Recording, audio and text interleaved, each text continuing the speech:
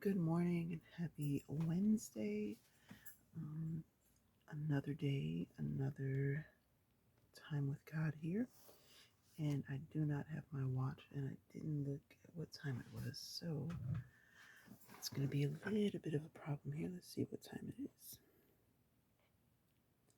It is 8:37. So, all right, here we go. We're going to go ahead and get started. We're going to do, again, about 30-ish minutes. Thank you to everyone who has been watching. Welcome if you're new. Welcome back if you are returning. I appreciate each and every one of you. And I just pray that this reaches those that need it. If you know anybody who's looking for, looking to get closer to God, trying to get into their word, and sometimes it's just a little hard to sit and just read. So here's your 30 minutes of me reading to you while you get ready for work or school or your day, whatever you're doing.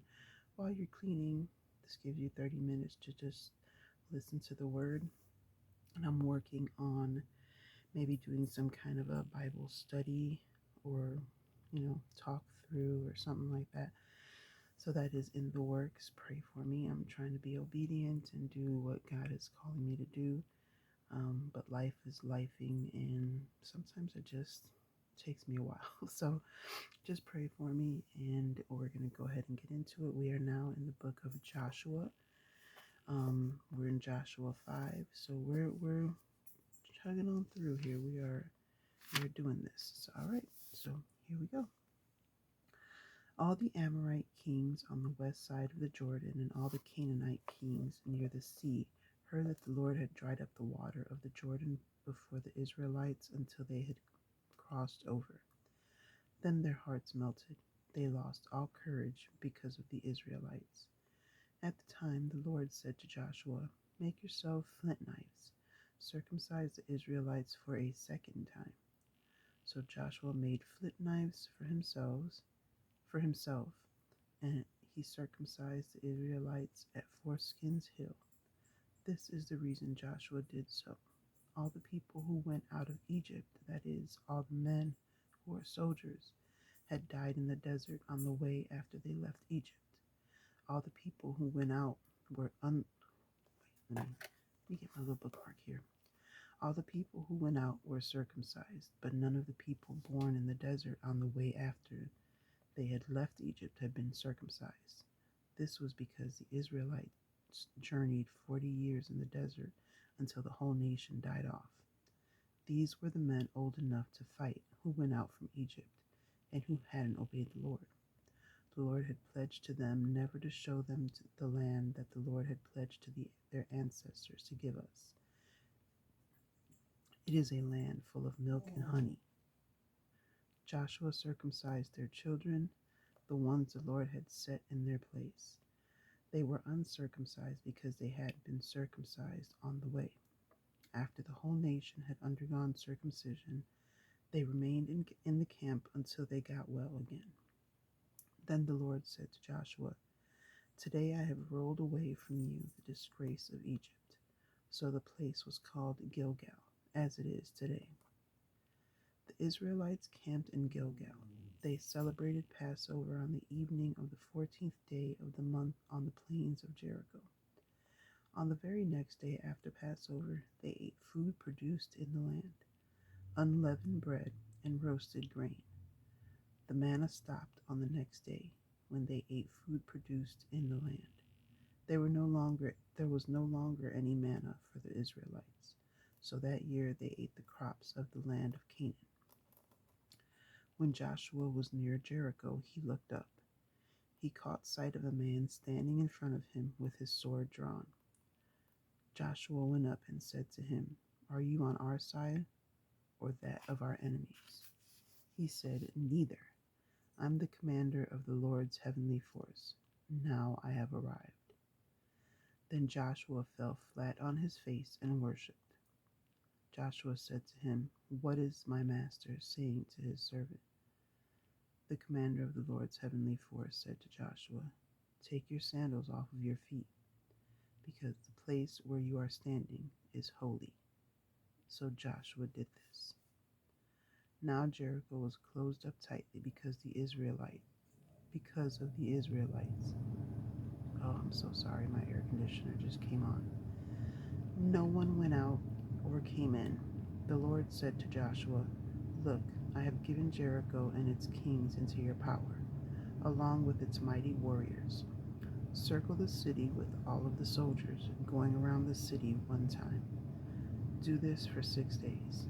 Have 7 priests carry 7 trumpets made from ram's horns in front of the chest. On the 7th day, circle the city 7 times with the priests blowing the trumpets. Have them blow a long blast on the ram's horn. As soon as you hear that trumpet blast, have all the people shout out a loud war cry. Then the city wall will collapse, and the people will rise up, attacking straight ahead." So Joshua, Nun's son, called the priests. He said to them, "Lift up the covenant chest. Let 7 priests carry 7 trumpets made from ram's horns in front of the Lord's chest." He said to the people, "Go forward, circle the city. Let the armed soldiers go in front of the Lord's chest." As soon as Joshua had spoken to the people, the 7 priests carrying 7 ram's horn trumpets moved forward in front of the Lord. They blew the trumpets. The Lord's covenant chest followed. The initial group of soldiers was going in front of the priests who were blowing the trumpet. The rear guard was coming behind the chest, with trumpets blowing continuously. Joshua ordered the people, "Don't shout. Don't let your voice be heard. Don't let a word come out of your mouth until the day I tell you. Shout, then shout." He made the Lord's chest circle the city, going around one time. They went back to the camp and stayed there overnight. Joshua got up early in the morning. The priests lifted up the Lord's chest. The 7 priests carrying the 7 trumpets made from ram's horns were going in front of the Lord's chest, blowing trumpets continuously. The armed soldiers were going in front of them. The rear guard was coming after the Lord's chest, blowing trumpets continuously. They circled the city one time on the 2nd day, then went back to the camp. They did this for 6 days. On the 7th day, they got up at dawn. They circled the city in this way 7 times. It was only on that day that they circled the city 7 times. The 7th time, the priest blew the trumpets. Then Joshua said to the people, "Shout, because the Lord has given you the city. The city and everything in it is to be utterly wiped out as something reserved for the Lord.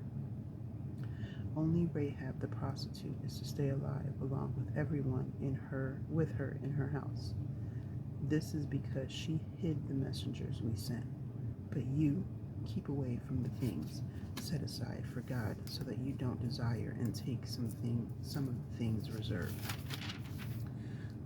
That would turn the camp of Israel into a thing doomed to be utterly wiped out and bring calamity on it. All silver and gold, along with the bronze and iron equipment, are holy to the Lord. They must go into the Lord's treasury." Then the people shouted. They blew the trumpets. As soon as the people heard the trumpet blast, they shouted a loud war cry. Then the wall collapsed. The people went up against the city, attacking straight ahead. They captured the city. Without mercy, they wiped out everything in the city as something reserved for God: man and woman, young and old, cattle, sheep, and donkeys. Joshua spoke to the 2 men who had scouted out the land. "Go to the prostitute's house. Bring out the woman from there, along with Bring out the woman from there, along with everyone related to her, exactly as you pledged to her." So the young men who had been spies went and brought Rahab out, along with her father, her mother, her brothers, and everyone related to her. They brought her whole clan out and let them stay outside of Israel's camp. They burned the city and everything in it. But they put the silver and gold, along with the bronze and iron equipment, into the treasury of the Lord's house. Joshua let Rahab the prostitute live, her family and everyone related to her. So her family still lives among Israel today, because she hid the spies whom Joshua had sent to scout out Jericho.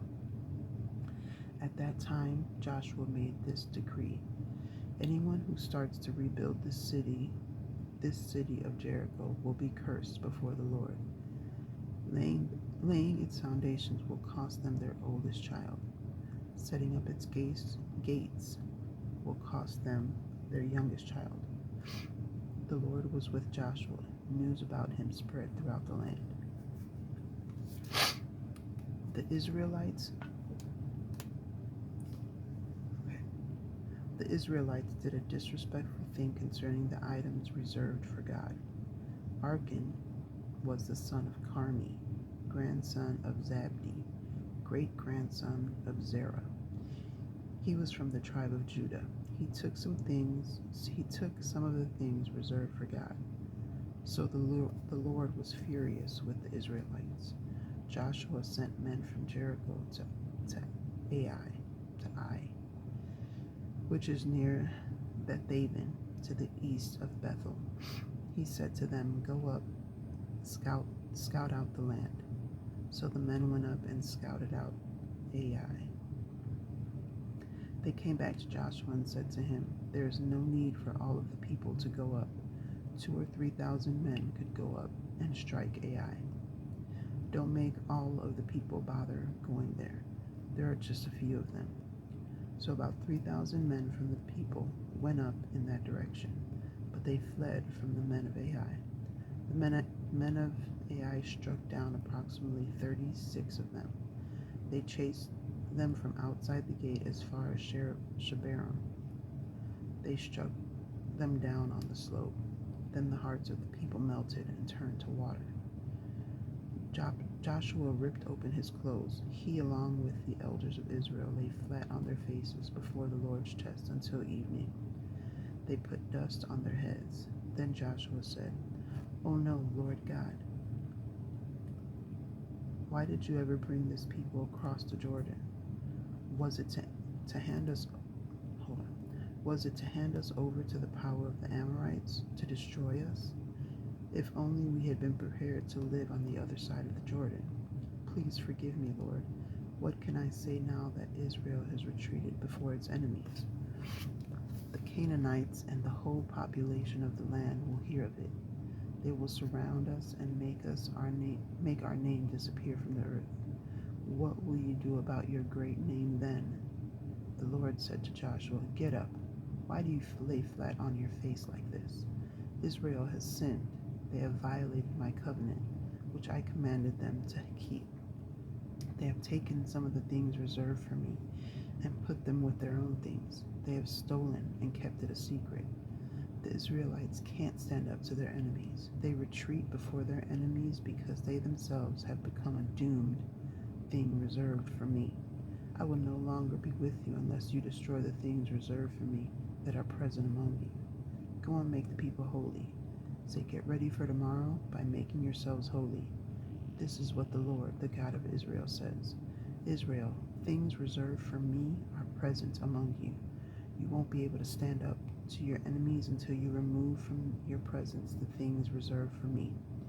In the morning, come forward tribe by tribe. Whichever tribe the Lord selects must come forward clan by clan. Whichever clan the Lord selects must come forward family by family. Whichever family the Lord selects will come forward by individual soldiers.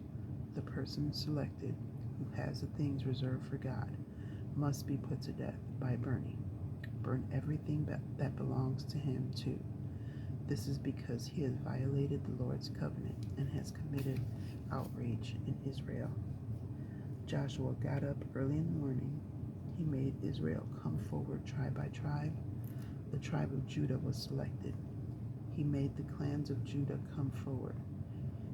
He selected the clan of Zerah. He made the clan of Zerah come forward as individual soldiers. Zabdi was selected. He made each soldier of his family come forward. Arkin was selected. He was the son of Carmi, grandson of Zabdi, great-grandson of Zerah, and of the tribe of Judah. Joshua said to Achan, "My son, give glory to the Lord of God. The Lord, hold on. My son, give glory to the Lord, the God of Israel. Tell me what you have done. Don't hide anything from me." Arkin answered Joshua, "It's true. I've sinned against the Lord, the God of Israel. This is what I have done. Among the booty I saw a single beautiful robe in the Babylonian style, 200 shekels of silver, and a single gold bar weighing 50 shekels. I desired them and took them. Now they are hidden in the ground inside my tent with the silver on the bottom." Then Joshua sent messengers. They ran to the tent. There it was, hidden in his tent with the silver on the bottom. They took the things from inside the tent. They brought them to Joshua and to all the Israelites and emptied them out before the Lord. Then Joshua seized Achan, Zerah's son, along with the silver, the robe, the gold bar, his sons and daughters, his cattle, donkeys, flocks, tents, and everything that belonged to him. All Israel joined Joshua. They brought them up to the Achor Valley. Joshua said, "You have brought disaster to us. May the Lord bring disaster to you today." Then all Israel stoned him. They burned them with fire and stoned them with stones.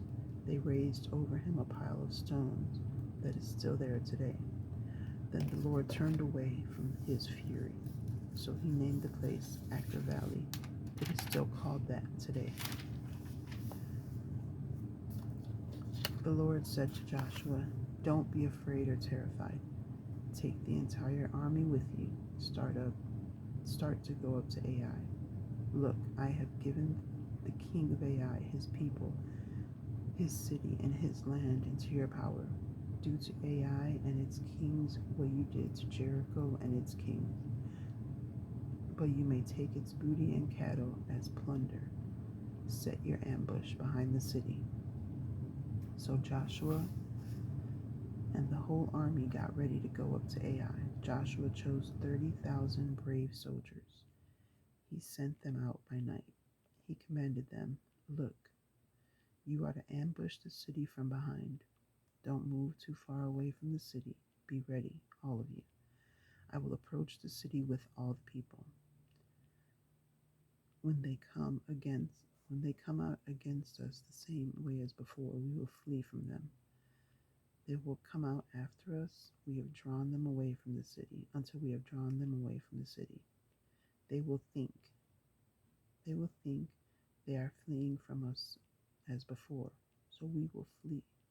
I'm sorry, my brain is glitching here. Okay, so we will flee from them, but you will rise up from the ambush and take over the city. The Lord your God will give it into your power. As soon as you seize the city, set it on fire.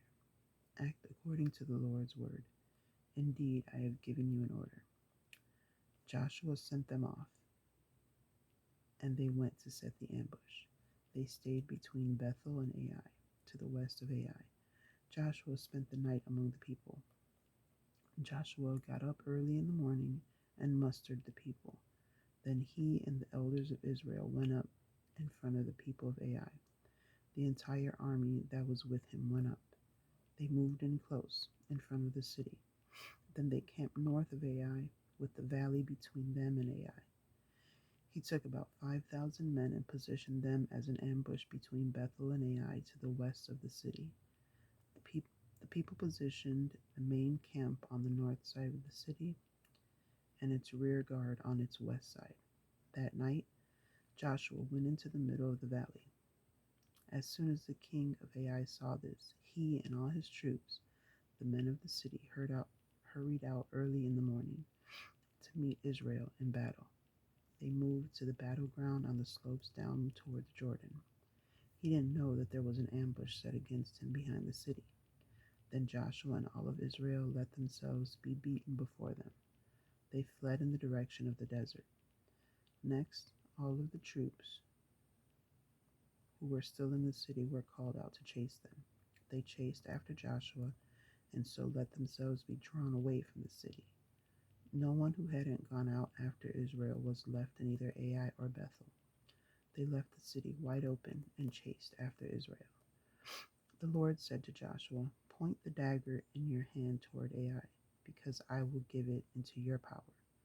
So Joshua pointed the dagger in his hand toward the city. The ambush quickly rose from its place. As soon as he reached out his hand, it charged. They entered the city and captured it. They set the city on fire at once. Then the men of Ai turned around. They caught sight of the smoke of the city rising toward the sky. They had no chance to flee one way or the other. The troops who were fleeing toward the desert turned against the pursuit. Joshua and all of Israel saw that ambush had captured the city and that the smoke of the city was rising, so they turned and struck down the men of Ai. When other Israelites came out of the city to confront them, the men of Ai were caught in the middle. Some Israelites were on one side of them and some on the other. The Israelites struck them down until there was no one left to escape. But they seized the king of Ai alive and brought him to Joshua. Israel finished killing the entire population of Ai that had chased them out into the open wasteland. All of them were finished off without mercy.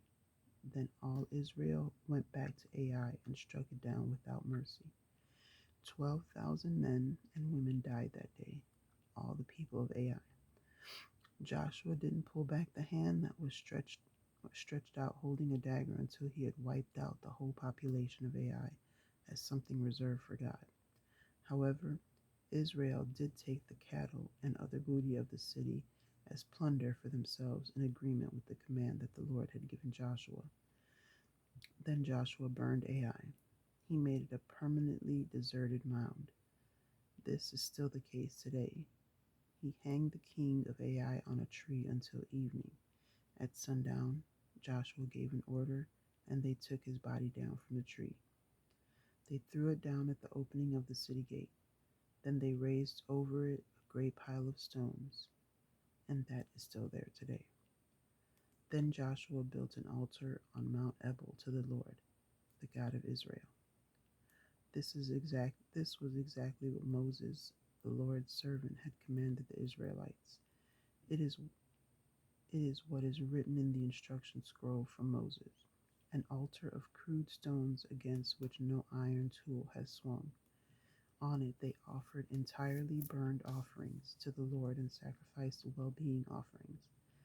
There in the presence of the Israelites, Joshua wrote on the stones a copy of the instructions from Moses, which Moses had written earlier. All Israel, with its elders, officers, and judges, were standing on the other side of the chest. They were facing the Levitical priests who carried the Lord's chest containing the covenant. They included both immigrants and full citizens. Half stood facing Mount Gerizim and half stood facing Mount Ebal. This was exactly what Moses, the Lord's servant, had initially commanded for the blessing of the Israelite people. Afterward, Joshua read aloud all the words of the instruction, both blessing and curse, in agreement with everything written in the instruction scroll. There wasn't a single word of all that Moses had commanded that Joshua failed to read aloud in the presence of the entire assembly of Israel. This assembly included women and small children, along with immigrants who lived among them. Let me check my time here. All right, that is our half hour. We're going to stop here. So we are on Joshua 9 now. So join me tomorrow. Again, I've been having trouble getting my videos to upload quickly. They've been taking hours. So bear with me. I'm trying to figure out what's going on there. But I will have this uploaded, and I'll be back tomorrow, Lord willing. And that is it for today. Until next time, be blessed and be the reason someone smiles. Bye.